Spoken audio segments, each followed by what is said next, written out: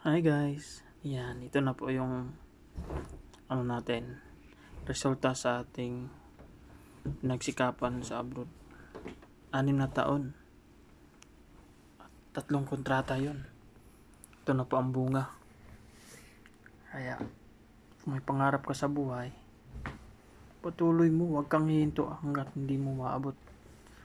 Sa totoo lang, dati guys, pinangarap ko lang tong magkabahay. Dati ang pangarap ko, maliit na bahay lang.